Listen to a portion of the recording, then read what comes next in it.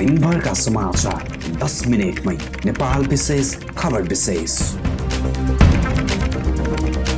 नमस्कार, नेपाल विशेषको विशेष प्रस्तुति खबर विशेषमा स्वागत गर्छौं। सुरुमा शीर्ष खबरहरू। नेपाली युवाका रचनात्मक भिजनलाई सरकारले ग्रहण गर्ने प्रधानमन्त्री ओलीको भनाई। बुधबार नेपालमा थप 484 जनामा कोरोना संक्रमण, मृत्यु हुनेको संख्या 91 पुग्यो।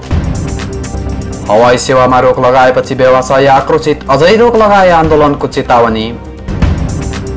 2 दिनदेखि सम्पर्कविहीन कान्तिपुर दैनिकका सहायक सम्पादक बोहरा मृत अवस्थामा फेला। सुनको मूल्यमा एकै दिन 6000 बढीले गिरावट। भूमि समेटेर नयाँ नक्सा जारी गरे पनि भारतद्वारा अतिक्रमण कायमै। कोरोनाले शैक्षिक क्षेत्रमा पारेको असरबारे प्रतिवेदन तयार गर्न शिक्षा मन्त्री पोखरेलको निर्देशन। र एसियाली फुटबल महासंघ एएफसी द्वारा विश्वकप र एसियन कप छनौट खेल 2021 सम्मका लागि स्थगित।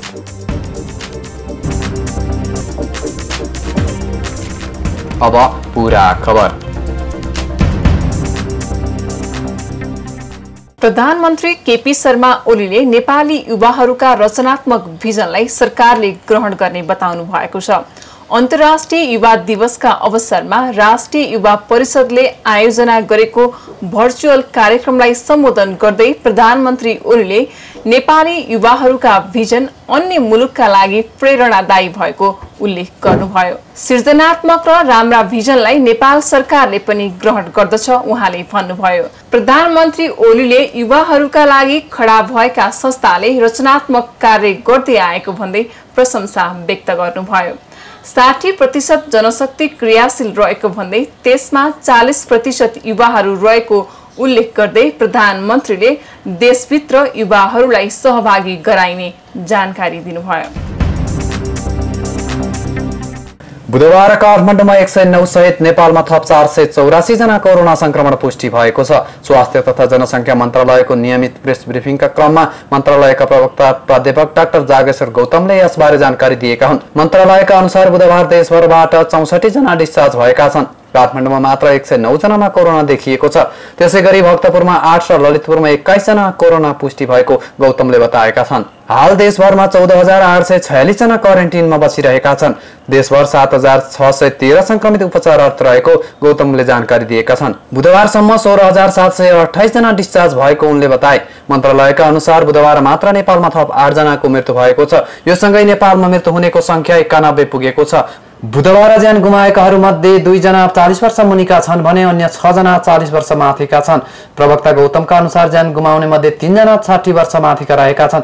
बुधबार ज्यान गुमाएकाहरू मध्ये 2 जना 40 वर्ष मुनिका रहेका छन् भने 6 जना 40 वर्ष माथिका रहेका छन्। प्रवक्ता गौतमका अनुसार ज्यान गुमाउने मध्ये 3 जना 60 वर्ष माथिका रहेका छन्। गौतमले सार्वजनिक गरेको विवरण अनुसार काठमाडौँ महानगरपालिका 12 टेकु निवासी 78 वर्षीय महिलाको किस्ट मेडिकल कलेजमा उपचारका क्रममा ज्यान गुमेको छ। धादिङका 32 वर्षका पुरुष, धनुषाका 78 वर्षका पुरुष, यस्तै जनकपुरका 38 वर्षीय महिला, सप्तरीका 72 वर्षीय पुरुष र मोरङका 55 वर्षीय पुरुष, कपिलवस्तुका 42 वर्षीय पुरुष र बाराका 75 वर्षीय पुरुषको देशका विभिन्न अस्पतालमा उपचारको क्रममा निधन भएको मन्त्रालयले जनाएको छ। 2 दिनदेखि सम्पर्कविहीन कान्तिपुर दैनिकका सहायक सम्पादक बलराम बानियाको शव मकवानपुरमा फेला परेको छ। भीमफेदी गाउँपालिकाको सिस्नेरी स्थित माण्डु जलविद्युत आयोजनाको फिल्टरको जालीमा अड्किएका अवस्थामा शव फेला परेको महानगरीय अपराध नियन्त्रण महाशाखाका प्रमुख प्रहरी वरिष्ठ उपरीक्षक दीपक थापाले जानकारी दिए। मंगलबार बिहानै शव भेटिए पनि पानी परेको कारण निकाल्न ढिलाइ भएको र साँझ मात्रै शव निकालेर राति परीक्षणका लागि हेटौडा अस्पतालमा लगिएको मकवानपुरका प्रहरी उपरीक्षक सुशील सिंह राठौरले बताए। शवको बुधबार मात्रै शनाखत भएको थियो। पत्रकार बानिया पहिले लामो समय कान्तिपुर दैनिकमा काम गरी बीचमा नागरिक दैनिकमा समेत आबद्ध थिए। त्यसपछि पुनः फर्किएर कान्तिपुरमा कार्यरत रहेका थिए। एसएसपी थापाका अनुसार यही साउन 26 गते बल्को स्थित खोलामा चिप्लिएर लडेपछि उनी सम्पर्कविहीन भएका थिए। त्यसबेला पानीको बहाव उच्च भएका कारण उद्धार गर्न नसकेको प्रहरीको भनाइ छ। उनी कान्तिपुरका सम्पादक हुन् भन्ने पनि त्यस समय थाहा थिएन। प्रहरीमा प्राप्त विवरण अनुसार सोमबार अपराह्न 3 बजे पत्रकार बानिया बल्कुमा हिँडिरहेको अवस्थामा देखिनु भएको थियो। सोमबार 3:23 बजेको सीसी क्यामेरा फुटेजमा उहाँ हल्लिएर हिँड्दै गरेको देखिएको प्रहरीले जनाएको छ। बुधबार सुनको मूल्यमा गिरावट आएको छ। नेपाल सुन चाँदी व्यवसायी महासंघका अनुसार बुधबार सुनको मूल्यमा तोलामा 6200 रुपैयाँले घटेको हो। अघिल्लो दिन तोलामा 1,01,600 रुपैयाँमा कारोबार भएको छापावाला सुनको मूल्य बुधबार घटेर 95,400 रुपैयाँमा कारोबार भएको छ। गत साउन 23 मा तोलामा 1,03,500 रुपैयाँसम्म पुगेको सुनको मूल्य त्यसयता भने क्रमशः घट्दै गएको छ। यस्तै तेजाबी सुन तोलामा 94,900 रुपैयाँमा कारोबार भएको छ। यस्तै बुधबार चाँदीको मूल्य पनि घटेको छ। मंगलबार तोलामा 1435 रुपैयाँमा कारोबार भएको चाँदीको मूल्य बुधबार 1210 रुपैयाँमा कारोबार भएको थियो। सरकारले भारतद्वारा अतिक्रमित भूमि समेटेर नयाँ नक्सा जारी गरे पनि नेपाली भूमिमा भारतीय अतिक्रमण कायमै रहेको छ। गत जेठमा सरकारले कालापानी, लिपुलेक, लिम्पियाधुरा समेतको नयाँ नक्सा जारी गरेपछि अझै नेपाली भूमिमा भारतीय पक्षको अतिक्रमण जस्ताको तस्तै रहेको छ। सुस्ता, लिपुलेक, कालापानी मात्रै नभएर तराईका अन्य जिल्लामा पनि भारतीय पक्षले नेपाली भूमि अतिक्रमण गरेका छन्। संसदको राज्य व्यवस्था तथा सुशासन समितिमा नापी विभागका महानिर्देशक गणेश प्रसाद भट्टले कञ्चनपुरमा मात्रै नेपालको 120 हेक्टर प्रमाण पूर्जा सहितको जमिन भारततर्फ रहेको बताएका छन्। कञ्चनपुर जिल्ला विकास समितिबाट 2058 सालसम्म विकास निर्माणका लागि बजेट विनियोजन भएको प्याराताल क्षेत्रमा भारतीय पक्षले अहिले दाबी गरिरहेको छ। स्ट्रिप नक्साको आधारमा भारतले हुलाकी राजमार्ग निर्माण र स्थानीय जनताले खेती गरिरहेको जमिनमा समेत अवरोध पुर्याइरहेको अन्तर्राष्ट्रिय सीमा सरोकार समितिका संयोजक पल्लवराज भट्टले बताए। भारतीय पक्षलाई मात्रै फाइदा पुग्ने गरी बनाइएको स्ट्रिप नक्साका आधारमा नेपाल सरकारले निर्माण गरिरहेका नहर, विद्यालय र अन्य संरचना निर्माणमा समेत भारतले अवरोध पुर्याइरहेको उनले जानकारी दिए। शिक्षा, विज्ञान तथा प्रविधि मन्त्री गिरिराज मणि पोखरेलले नोभेल कोरोना भाइरस कोभिड-19 ले शैक्षिक क्षेत्रमा पारेको असरबारे पाठ्यक्रम विकास केन्द्रलाई प्रतिवेदन तयार गर्न निर्देशन दिएका छन्। मन्त्री पोखरेलको आफ्नै अध्यक्षतामा बुधबार बसेको पाठ्यक्रम विकास तथा मूल्याङ्कन परिषदको बैठकमा मन्त्री पोखरेलले यस्तो निर्देशन दिएका हुन्। गत चैतदेखि पढाइ ठप्प भएर शैक्षिक क्षेत्र प्रभावित हुने भएपछि मन्त्रीले केन्द्रलाई विस्तृत अध्ययन गर्न भनेका हुन्।